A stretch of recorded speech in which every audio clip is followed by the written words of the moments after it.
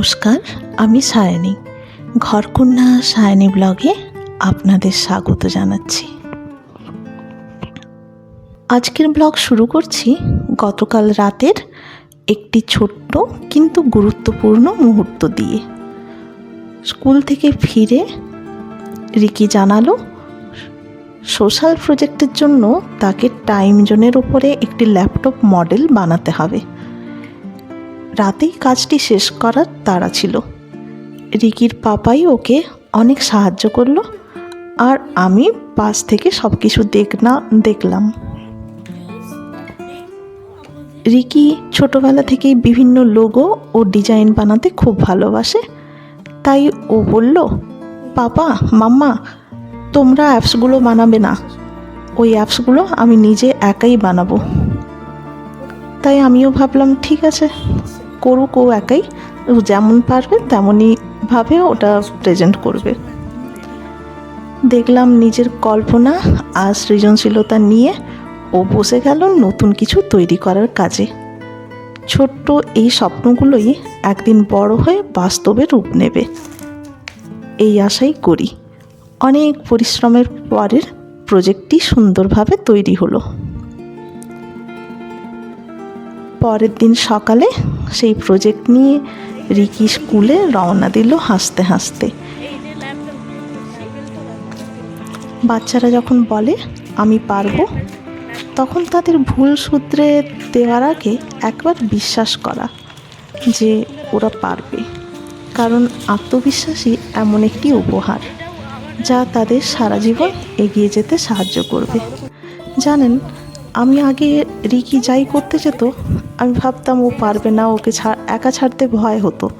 কিন্তু আমি এই বছর থেকেই প্রায় ডিসিশান নিয়েছি, ও স্কুলের যা প্রজেক্ট আছে, যা হোমওয়ার্ক ছুটিতে দিয়েছে, সব কিছু ও যেমন পারবে ও তেমনই করবে। আমি ওকে একাই ছেড়ে দিয়েছি, শুধু জাস্ট জিনিসটা বুঝিয়ে দিই যেটা এইভাবে করলে হয়তো ভালো লাগবে।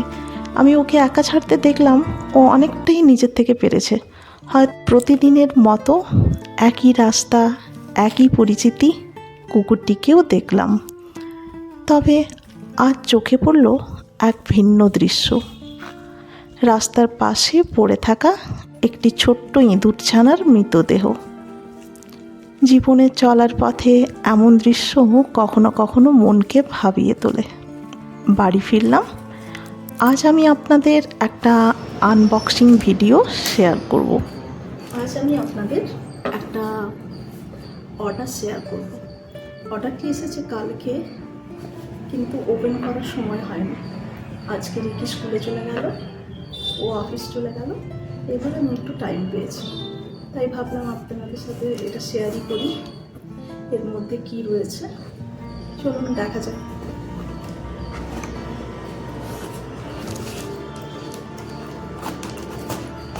অর্ডারটি কাল সকালে এসে পৌঁছেছি। কালকে অনেকবার ভেবেছি ওপেন করব, কিন্তু ওপেন করার টাইম হয়নি। রিকির কালকে ওই প্রজেক্টটা ছিল, ল্যাপটপ বানানোর প্রজেক্টটা, ওটা নিয়ে একটু ব্যস্ত ছিলাম, যার জন্য ওপেন করার আর সময় হয়নি। তাই ভাবলাম এই সময়টি আমার ফাঁকা রয়েছে, এই সময়টি ওপেন করি। আমারও দেখবার ইচ্ছে হচ্ছে খুব যে জিনিসটা সঠিক এলো কিনা। এত ছোটো বক্স দেখছি, কিন্তু আমি আশা করেছিলাম এতটা ছোট নয়। সব কিছু দেখেই অর্ডার করেছে, তাও দেখছি সাইজ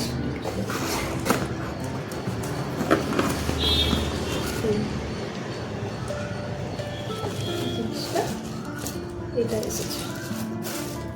এটা একটা আপনার ট্রিপড, যেটা আমি পড়ার টেবিলে, রিকির পড়ার টেবিলেই এটা সেট করব। এই যে গাছটা দেখছেন, এটাই এর মধ্যে আমি সেট করে এখানটায় এই টেবিলের এক সাইডে গুছিয়ে রাখবো। কেমন হয়েছে আপনারা বলুন তো কমেন্ট করে। দেখতে ভালো হয়েছে না? আসলে ও গোল্ডেন কালারটা পছন্দ করে, তাই আমি ভাবলাম গোল্ডেন কালারটাই নিই। না হলে আমার অ্যাবস্ট্রাক্ট যে পেন্টিংগুলো ট্রিপটের মধ্যে দেওয়া থাকে, বানানো হয়, সেইগুলোই আমার বেশি পছন্দ হয়। দেখুন কেমন হয়েছে, আপনারা কমেন্ট করে জানাবেন। এই গাছটা এর মধ্যে ঠিকভাবে সেট হয়েছে কিনা। চলুন এটাও খুলে নিই, এটা আর বাকি থাকে কেন।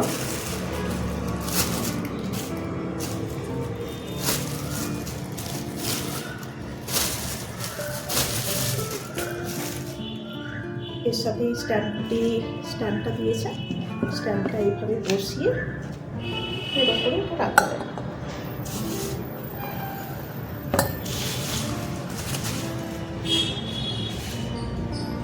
দেখুন তো কেমন হয়েছে, ভালো হয়েছে? আমার তো বেশ পছন্দ হয়েছে।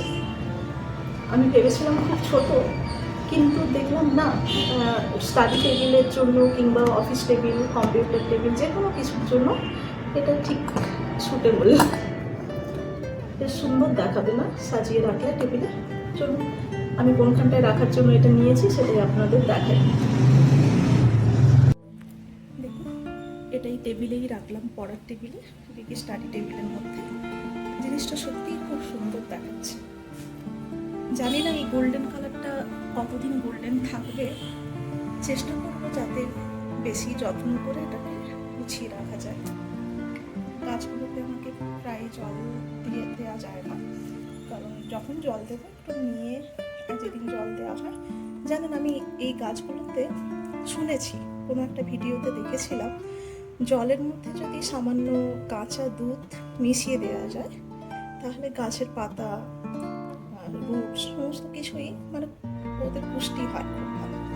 তো আমিও আর এমনকি স্প্রে করে দেওয়া যায় ওর মধ্যে, তাও খুব সুন্দর ওটা গ্রো করে। তাই আমিও কয়েকদিন ধরে তাই করছি, তবে অবশ্য রেগুলার করা যাবে না, সপ্তাহে 2 থেকে 3 বার করলে হয়তো ভালো হয়। এই গাছগুলোতে তো বেশি জল দেওয়া যায় না, তাই কয়েকদিন, সপ্তাহে 2-3 দিন করলেই হয়। আপনারা দেখে বলুন কেমন হয়েছে এটা।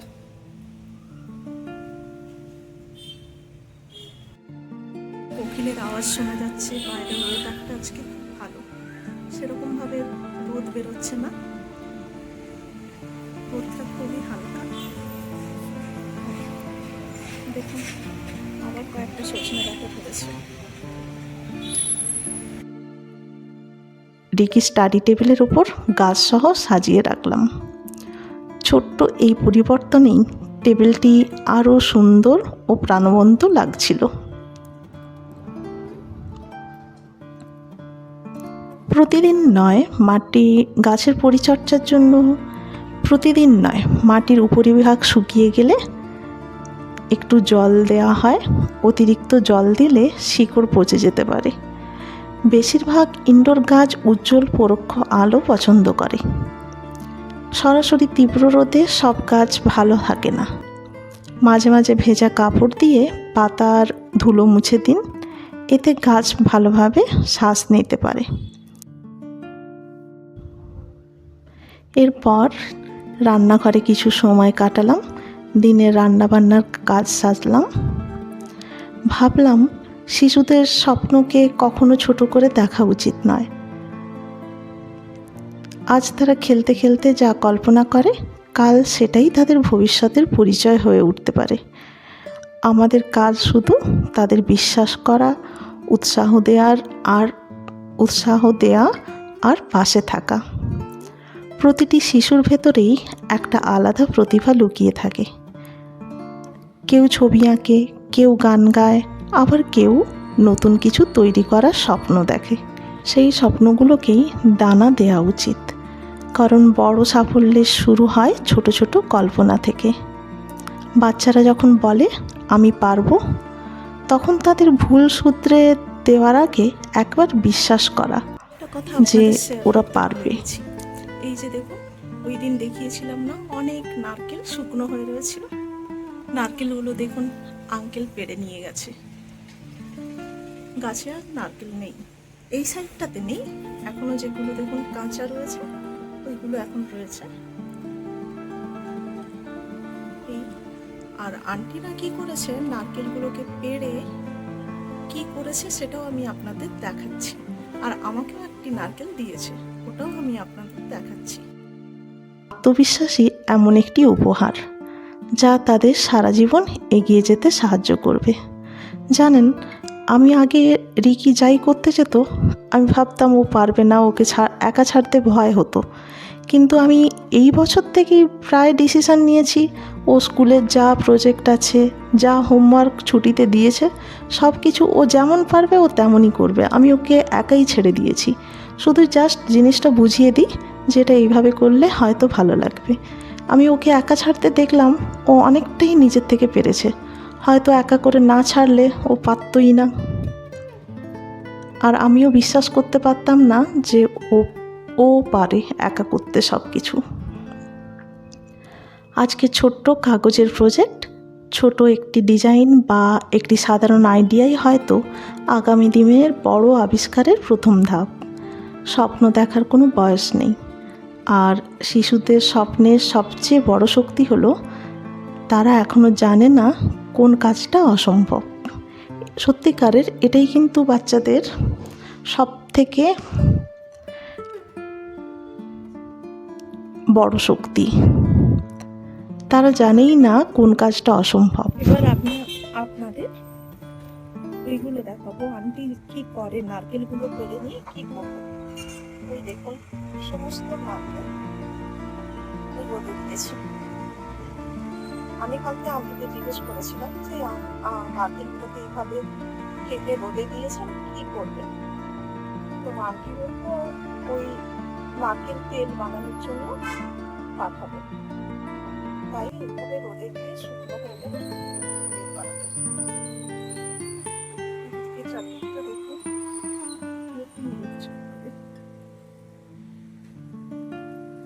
গেছে স্কুলে।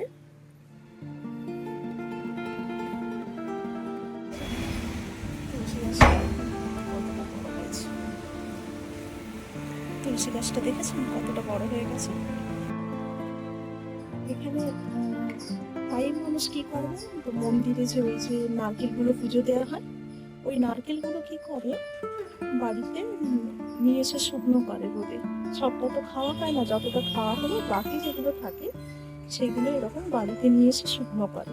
শুকনো করে নারকেল তোলার জন্য এখানে লোকজন আসে, যারা সাইকেলে করে এসে নারকেলগুলো নিয়ে যায় এবং সেই নারকেলের ওজন অনুযায়ী নারকেলের তেল কিছুটা দিয়ে যায়। যেমন নারকেলের ওজন হয় সেই অনুযায়ী ওদের একটা মেজারমেন্ট আছে, জানি না, সেই অনুযায়ী তেল দিয়ে যায়।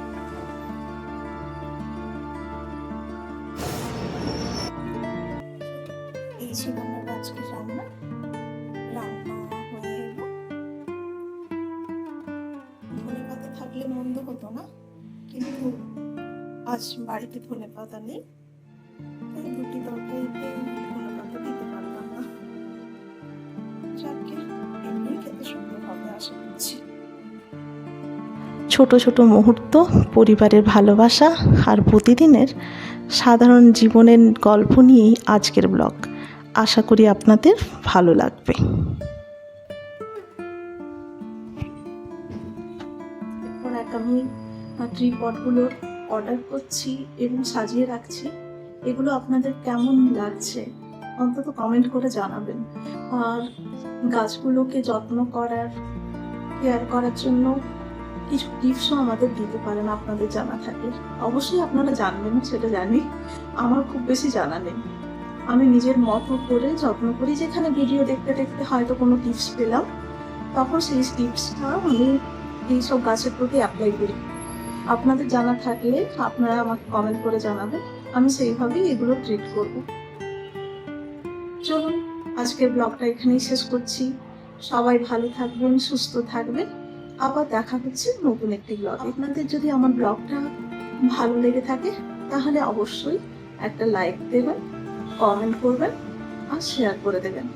আবার দেখা হবে আগামী ব্লগে। নমস্কার।